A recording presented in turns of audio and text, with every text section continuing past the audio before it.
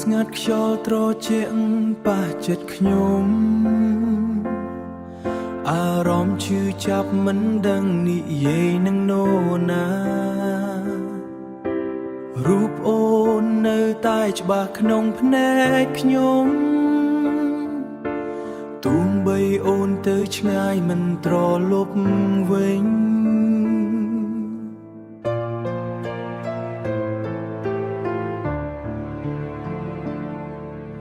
ស្នេហ៍ដែលខ្ញុំបានផ្ដល់ឲ្យអូនមិនដែលគិតថានឹងបាត់បង់ថ្ងៃនេះនៅសល់តែការចងចាំនឹងទឹកភ្នែកដែលហូរមិនឈប់ស្នេហ៍ចាស់នៅតែចងចាំទោះបីអូនបោះបង់ខ្ញុំចោលបេះដូងខ្ញុំនៅតែហៅឈ្មោះអូន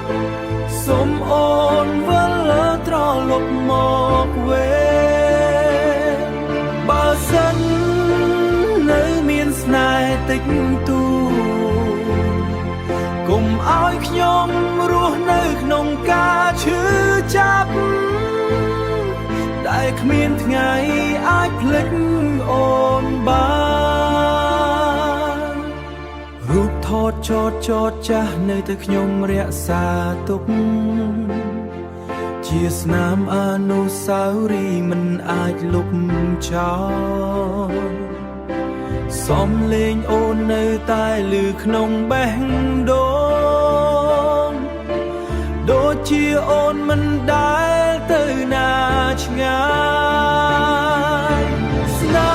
ហ៍ចាស់នៅតែចងចាំទោះបីអូនបោះបង់ខ្ញុំចោលបេះដូងខ្ញុំនៅតែហៅឈ្មោះអូនក្នុងរាដែលគ្មានពន្លឺ